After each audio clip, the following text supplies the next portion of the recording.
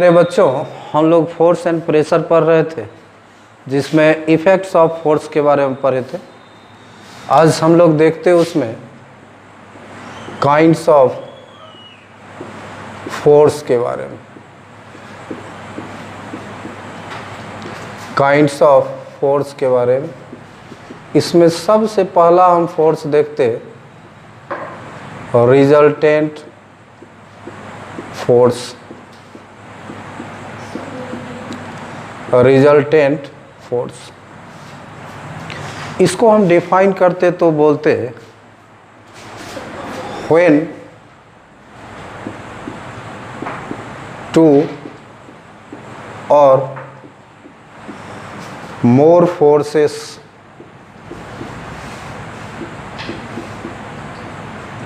act on a body and a single force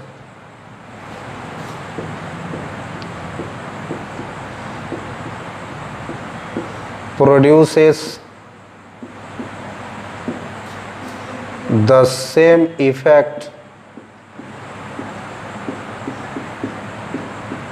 is called resultant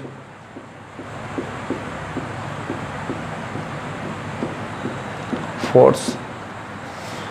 हम इसमें देख रहे हैं, इसमें लिखा है मेरा कि when two or more forces act on a body and a single force produces the same effect is called a resultant force is called the resultant force. एक सिंपल सा बात, जैसे ये कोई हमारा ऑब्जेक्ट, इस पर कई फोर्स 2 न्यूटन,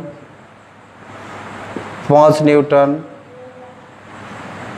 4 न्यूटन का लग रहा है और एक अकेला फोर्स इसके इफेक्ट के बराबर लग रहा है,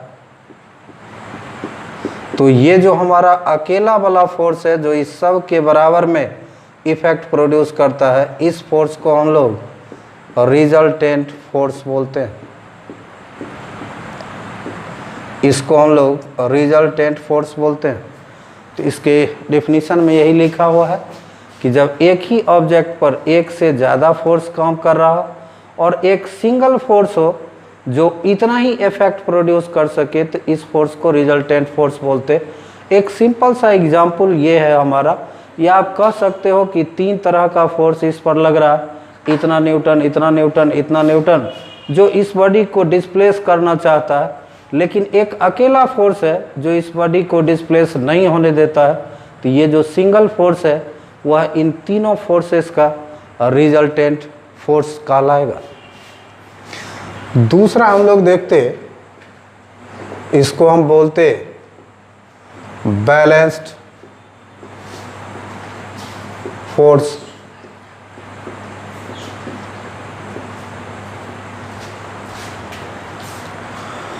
अब हम देखते दूसरा balanced force.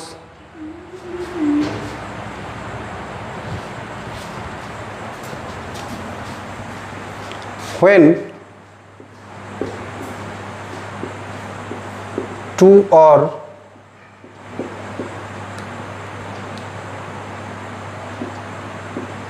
more forces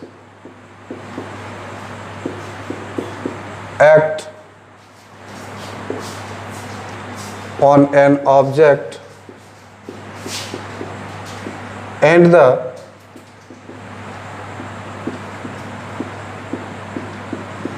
resultant of all the forces is 0 are called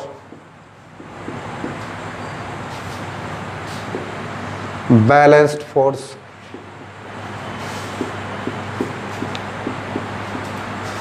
एक सिंपल सा एग्जांपल से इसको हम देखें, जैसे एक रोप है, इसको कोई आदमी इस तरफ खींच रहा है और इसको कई फोर्स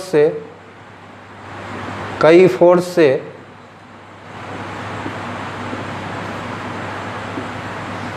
कुछ फोर्स इस तरफ इसको खींचने का प्रयास कर रहा है और कुछ फोर्स इसको इधर खींचने का प्रयास कर रहा है, यानी कि इस रोप पर कई सारा फोर्स काम कर रहा है। अब ये रोप अगर ना इधर खिंचाए ना इधर खिंचाए, यानी कि सारे फोर्सेस का रिजल्टेंट जो होगा वो ज़ीरो होगा। और जब कई फोर्सेस का रिजल्टेंट ज़ीरो हो तो इन सारे फोर्सेस को हम लोग एक साथ रिजल्टेंट फोर्स बोलते हैं। हमने कहा कि एक ही ऑब्जेक्ट पर जब कई सारा फोर्स लग रहा हो और सारा फोर्स लगने से फोर्स का कोई एक इफेक्ट, जैसे फोर्स का 5 इफेक्ट्स हम लोग पढ़े थे, और कई फोर्स लगने से फोर्स का कोई भी इफेक्ट अगर प्रोड्यूस ना हो तो इन सारे फोर्सेस को हम लोग बैलेंस्ड फोर्स बोलते हैं। फिर देखते हैं हम अगला,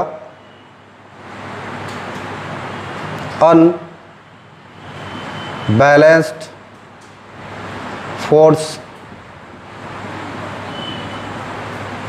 When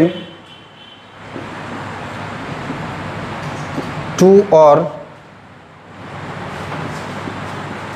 more forces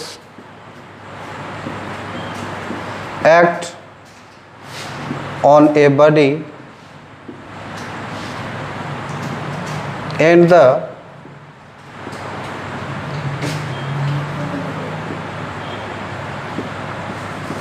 resultant of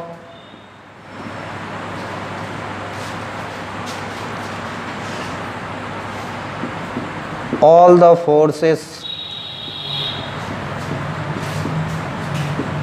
is not zero are called unbalanced force।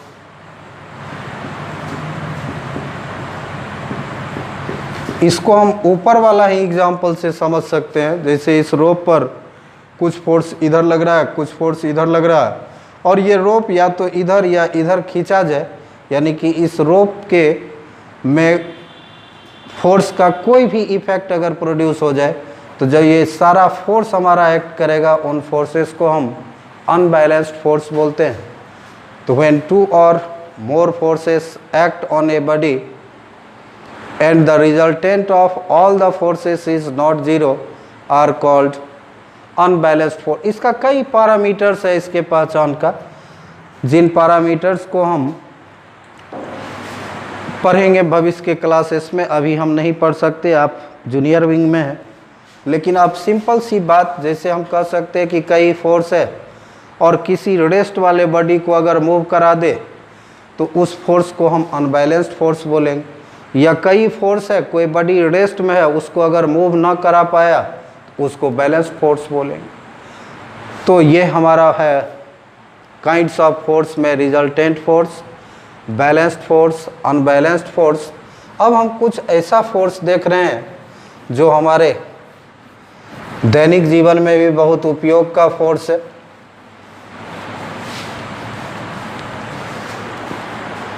हमारा अगला फोर्स है, इसको हम बोलते contact force.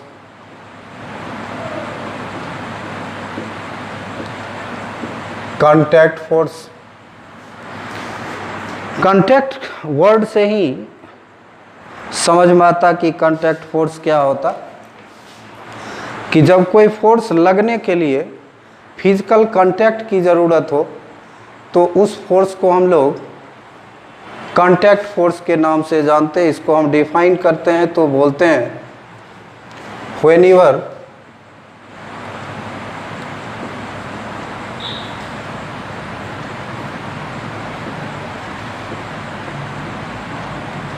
a force needs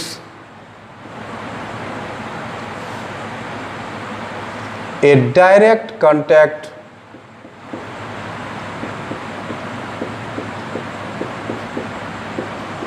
for applying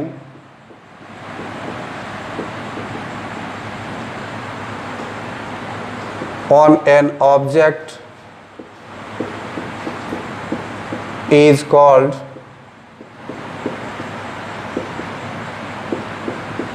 contact force। whenever a force needs a direct contact for applying on an object is called contact force। जैसे अगर हम example में देखें तो इसमें दो फोर्स आता, एक को हम लोग बोलते हैं मस्कुलर फोर्स और एक को हम लोग बोलते हैं फ्रिक्शन। ये दोनों ये दो अलग अलग फोर्स है, इसके बारे में भी हम लोग पढ़ेंगे, लेकिन ये दोनों ही फोर्स हमारा कांटेक्ट फोर्स है। Suppose we have to push anything, हमको किसी चीज़ को पुश करना है, चाहे हमारा डोर क्यों ना हो, कोई साइकिल है उसको पुश करना हो, तो बिना टच किए हुए हम उसको पुश नहीं कर सकते। जब हम टच करेंगे जब उसके टच में आएंगे तभी वो हमारा फोर्स लगेगा। तो जब टच में आने के बाद जो फोर्स लगता है उसको हम कांटेक्ट फोर्स बोलते हैं, जिसमें मस्कुलर फोर्स। इसके में हम और बताए कि पुश करने के लिए डायरेक्ट कांटेक्ट की ज़रूरत होती है। उसी तरह से अगर पुल करना हो, किसी ऑब्जेक्ट को खींचना हो, तो जब तक उसको हम टच नहीं करेंगे, जैसे हमको डोर को खोलना, दरवाज़ा को पीछे की तरफ खोलना है, तो उसको इस तरह से हम पुल करेंगे, खींचेंगे, और जब तक डायरेक्ट कांटेक्ट में नहीं आएंगे तब तक वो फोर्स नहीं काम करेगा। तो पुश हो, पुल हो, या किसी चीज़ को मूव कराना हो, ट्विस्ट हो, तो ये सब मस्कुलर फोर्स में आता है। और मस्कुलर फोर्स का मतलब all those are contact forces.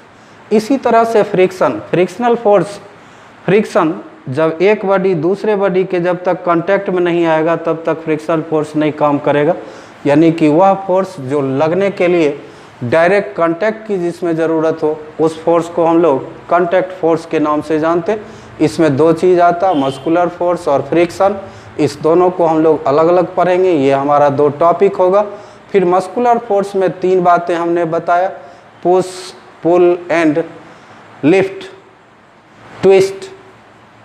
अगला देखते हैं हम फोर्थ, इसको हम बोलते non contact force.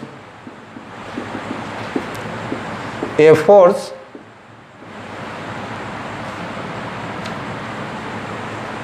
caused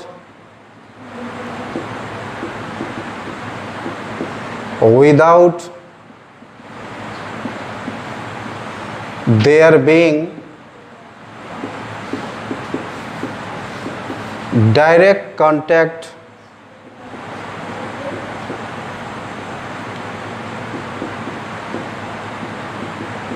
with object and acts through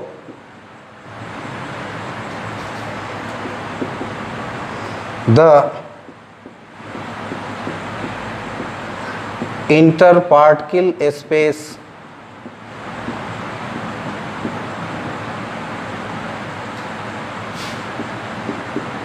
is called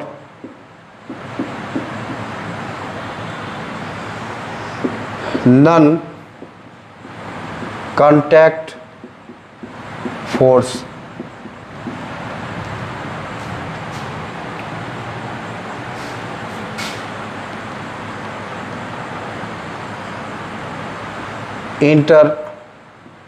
intermediate space. अब हम देखते हैं नॉन कांटेक्ट फोर्स के बारे में। A force caused without their being direct contact with object, जब ऑब्जेक्ट के बिना कांटेक्ट से फोर्स यूज ना हो तो उस फोर्स को हम कांटेक्ट फोर्स बोलेंगे। और जब विदाउट कांटेक्ट जो फोर्स हमारा यूज हो, उस फोर्स को हम नॉन कांटेक्ट फोर्स बोलते हैं। इसमें हमारा फिर कई फोर्स आएगा, जैसे magnetic force,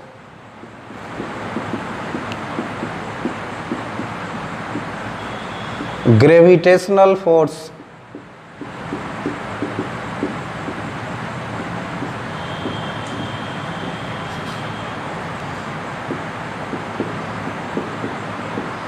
electric force also named as electrostatic force। तो वह फोर्स जो ऑब्जेक्ट के कांटेक्ट में होने पर अप्लाई होता हो, दैट इज कांटेक्ट फोर्स। और जो विदाउट ऑब्जेक्ट के कांटेक्ट का अप्लाई होता हो उसको नॉन कांटेक्ट बोलते। जैसे हम देख सकते, ये हमारा मैग्नेट, ये हमारा एक मैग्नेट है और इससे कुछ दूरी पर भी अगर हम किसी नेल को रखते, इससे कुछ दूरी पर भी इस नेल को रखते तो ये मैग्नेट इसको अपने तरफ अट्रैक्ट कर लेता, यानी कि ये विदाउट कांटेक्ट ये फोर्स इस पर लग रहा है, तो इस फोर्स को हम लोग मैग्नेटिक फोर्स बोलेंगे। या दूसरा एग्जाम्पल आप समझ सकते कि कोई भी चीज़ को हम ऊपर की ओर फेंकते हैं बहुत ज़्यादा फोर्स लगाने के बाद भी, लेकिन फिर भी वह अर्थ के तरफ ही आता है। क्यों? तो अर्थ उसको अपने तरफ खींचने के लिए एक फोर्स लगाती, तो वहाँ बॉडी, जो बॉडी ऊपर जा रहा है और अर्थ दोनों में कोई कांटेक्ट नहीं है, फिर भी वो बॉडी नीचे की तरफ अर्थ की तरफ अट्रैक्ट होता है, तो वो फोर्स विदाउट कांटेक्ट अप्लाई हो रहा है, so that force is also called non contact force. और उसमें हम लोग तीन डिफरेंट फोर्सेस के बारे में विथ एक्टिविटी हम लोग पढ़ेंगे। Magnetic force, gravitational force, electric force, या इसको हम लोग इलेक्ट्रोस्टैटिक फोर्स के भी नाम से जानते हैं। यानी कि अब यहाँ पर इतना फोर्स पढ़ने के बाद 5 फोर्स मेरे सामने आया, muscular, frictional, magnetic, gravitational and electric force. तो अगले लेक्चर में हम लोग देखेंगे with activity, muscular force, friction force, magnetic force, gravitational force और इलेक्ट्रिक फोर्स के बारे में। आप इसको तब तक पढ़ेंगे, हम लोग फिर अगले लेक्चर में बताया जाएगा आपको विथ एक्टिविटी की ये 5 फोर्स क्या होते। Thank you.